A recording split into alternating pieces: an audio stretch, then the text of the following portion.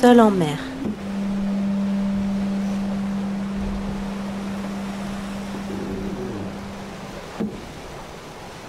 Isabelle Yoshke fait partie des rares navigatrices qui tentent le Vendée Globe, cette course au large autour du monde, en solitaire, sans escale et sans assistance. Elle skippe l'IMOCA MACSF, un bateau de 18 mètres extrêmement technique. Je suis Aline Pénito, bien petite navigatrice en comparaison, et voilà qu'en papotant avec Isabelle sur les pontons de la base à Lorient, elle m'embarque dans une envie de podcast. J'ai mis dans les mains d'Isabelle un enregistreur et je lui ai montré quelques rudiments. Et le voilà embarqué à bord de l'IMOCA MACSF, d'abord dans un entraînement atlantique en hiver, et maintenant lors d'une course au large, la Vendée Arctique, les Sables d'Olonne. Ils, elles, sont 20 à s'élancer le 4 juillet, cap au sud de l'Islande, puis vers les Açores et retour aux Sables. Pour Isabelle, cette course est très importante. Elle doit la boucler pour être qualifiée pour le Vendée Globe. Elle prend un départ magnifique qui la place dans le peloton de tête et parfois, elle attrape son enregistreur pour nous raconter, blottie au creux de sa banette, ses impressions.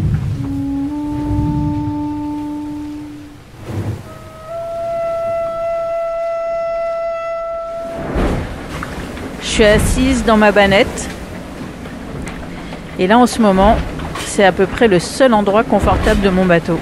Il y a un peu plus de 24 heures, j'ai pris le départ de la Vendée Arctique les Sables et j'en reviens pas parce que en à peine 24 heures, j'ai fait les Sables d'Olonne, la mer d'Irlande. J'avais un peu la boule au ventre en partant, comme d'hab. Et malgré tout, j'ai fait un bon départ. J'ai réussi à me glisser dans le peloton de tête et j'y suis encore. Et là, je suis en 5e position. Ma priorité n'est pas le classement à la fin de la course, mais plus de prendre mes barques à bord du bateau. Quand même, c'est chouette. Là, juste maintenant, je navigue au pré. Il y a force 7. Bientôt, on va avoir force 8. Tout ça jusqu'à ce qu'on arrive dans à peu près 7 heures au niveau des côtes irlandaises. Et là, il faudra caler un virement de bord tout près des côtes. Et ça me stresse un peu. Ce qui me stresse là-dedans, particulièrement, c'est qu'avant de virer de bord, il faut aller dans le pic avant et descendre toutes les voiles qui sont attachées à bâbord pour les attacher sur tribord. Et les voiles, elles sont grosses, elles sont lourdes. Et moi, je suis toute petite. Et dans le pic avant, ça tape quand il y a de la mer comme ça. Et c'est vraiment pas un endroit où c'est bon de rester trop longtemps. Et avant ça, surtout veiller à pas taper trop fort dans les vagues. Parce que le bateau, il aime pas ça. Et moi non plus.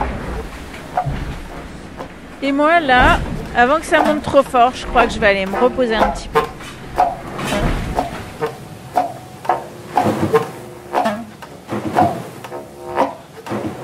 Un instant de navigation plus tard, au large de l'Islande. Il est presque minuit et il fait jour comme en plein après-midi. C'est assez étonnant. Et là, je me dis qu'hier, à la même heure, j'étais en train de démarrer une nuit de folie qui n'a pas été très agréable. Avec du vent très fort, le bateau qui avançait mais à une vitesse de fou, d'ailleurs beaucoup trop vite pour ce qu'un être humain peut supporter. À l'intérieur, il fallait se tenir à chaque seconde très très fort avec ses deux mains, ses deux pieds. Et il y a eu quelques heures où je me suis demandé ce que je faisais là. C'était un peu l'enfer. Il faisait noir, noir, noir. Je ne voyais que des embruns. Et je sentais mon bateau taper et valser sur les vagues. Et j'attendais juste que ça passe. Mais quel soulagement quand ça a juste commencé à mollir. Waouh! Je me suis dit, ça y est, c'est la porte de sortie. Là, c'est le repos après la tempête. En fait, c'est calme depuis déjà un petit moment aujourd'hui. Seulement, j'ai pas vu la journée passer parce que j'ai passé des heures et des heures à bricoler. Et maintenant, là, j'ai la satisfaction d'avoir à peu près réglé les problèmes. De sentir le bateau qui file doucement, tranquillement. Et je me dis là, il n'y a pas grand chose qui peut m'arriver. Je vais pouvoir me reposer, manger un bon petit repas, me réchauffer. Ça va faire du bien. Presque une semaine après le départ, en direction des Açores. Hier, j'ai enroulé le waypoint UNESCO, qui était le waypoint le plus nord de cette course. En fait, c'est une marque virtuelle. On se rend à un endroit et là, on fait demi-tour et on part dans la direction du prochain waypoint. Et cet endroit, en fait, il se situe à moins de 300 000 de l'Islande, pas loin du Groenland. Et ça me rend dingue de me dire que je suis allée aussi loin dans le nord. En plus, c'est des contrées qui m'attirent énormément. J'aimerais tellement visiter ces pays. Ça me fait rêver. Et voilà, et de me dire que je suis allée aussi loin dans le nord, que finalement, ça prend pas tellement de temps. En 5 jours sur un voilier de course, on peut aller au Groenland. Hein. Voilà, j'y suis allée, mais non, il n'est pas permis d'aller plus loin. Et il n'est pas permis d'aller regarder les beautés du paysage là-bas. Parce qu'après, il faut tourner à gauche et il faut continuer la course. Bilan téléphonique après une semaine de navigation. Moi, je suis plutôt contente de mon début de course. J'ai réussi à être dans le match assez vite, à prendre un bon départ, à trouver un bon rythme. Moi, c'est ça que j'allais chercher, hein, vraiment connaître mon rythme en confrontation. Donc ça, c'est plutôt rassurant. Après, j'ai eu aussi quelques avaries, des petits problèmes à gérer, même pas mal. Et c'est vrai que ça m'a pris beaucoup d'énergie, donc c'est assez frustrant. Ça m'a aussi fait perdre du terrain. Mais je suis assez contente parce que finalement, ça apporte de l'expérience. Et puis, j'ai réussi à chaque fois à surmonter les problèmes. Donc, c'est un bon entraînement pour le Vendée Globe, je pense. Donc, voilà, je suis très contente. Alors, j'ai eu aussi traversé un moment de fatigue au passage et après le passage de la marque UNESCO. Je pense que voilà, ça faisait 4-5 jours que j'étais en mer et j'ai eu un petit passage à mou. Mais ça fait partie du jeu et ce que je trouve chouette en tout cas, c'est que je suis toujours au contact d'un concurrent. Donc en ce moment, c'est Maître Coq. Et on bataille et du coup, ça impose d'être sur le pont, d'être vraiment en train de régler tout le temps. Et j'ai vraiment envie de poursuivre cette course dans cet état d'esprit-là, même si je sais que le Vendée, ce ne sera pas forcément comme ça. Là, je trouve que ça permet de me familiariser avec les réglages du bateau, découvrir encore tout ce que je connais pas de ce bateau qui a quand même beaucoup changé depuis la saison 2018. Donc voilà, très contente et puis envie que ça dure comme ça.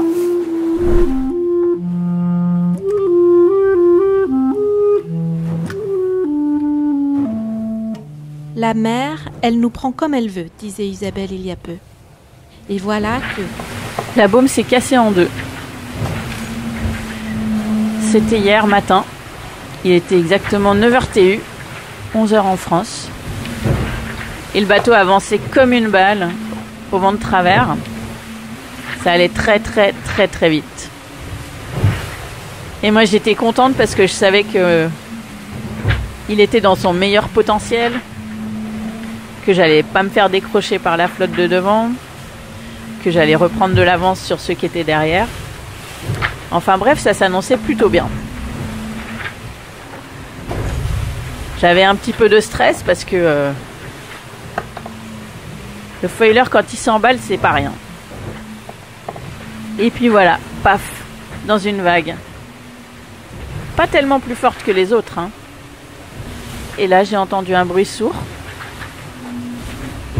Et ce bruit-là, je le connaissais pas. Il y a plein de bruits qu'on reconnaît. Quand le bateau démate, on reconnaît tout de suite. Mais celui-là, il m'a fallu un petit peu de temps pour comprendre ce qui s'était passé. Mais en même temps, j'ai vite vu. La baume cassée en deux. Cassée en plein milieu. Et là, je me suis dit, aïe, c'est plus la même. La première chose que j'ai faite, ça a été de prévenir l'équipe sur WhatsApp. Un petit mot rapide, la baume vient de casser, sans commentaire. Pas besoin. Ensuite, j'ai fait un tour de la situation. J'ai vu que le pont du bateau n'avait pas été percé et qu'il n'y avait pas trop de dégâts collatéraux. Et là, j'ai affalé la grand voile. Le temps de reprendre mes esprits, d'échanger avec Alain et avec Florian de l'équipe technique, de faire un point sur la météo, sur la situation et ce qui était possible de faire. Et quelques heures après, j'ai pu rehisser un petit morceau de grand voile, sans la baume, avec juste des écoutes qui reviennent sur l'arrière du bateau, tout à l'arrière. C'est pas joli, mais ça fonctionne. Notre objectif, là, il est vraiment clair. C'est de terminer cette course, qualifier le bateau pour le Vendée Globe, et surtout ramener le bateau dans le meilleur état possible pour pouvoir renaviguer très très vite derrière. Et moi, c'est clair que ça m'a fait un choc. De toute façon, à chaque fois que le bateau a mal, moi j'ai mal.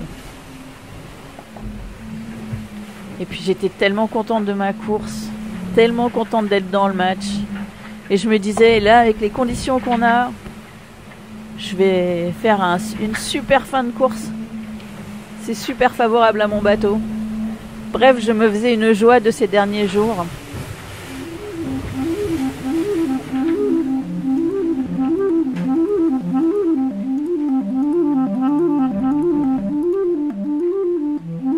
Seul en mer, un podcast d'Aline Pénitou, compagnie Ondas, pour la MACSF. Finalement, j'ai réussi à réhisser la grand voile avec 2 rilles, sans la baume. Du coup, quand il y a du vent, j'arrive à tenir des vitesses correctes. Je suis à peu près sûre de pouvoir terminer mon parcours, donc ça, c'est une bonne satisfaction. Et puis, le bateau est sécurisé. Élodie Pasquier, clarinette. Céline Granger, mixage. Donc, ça va pas trop mal. Allez, bye bye!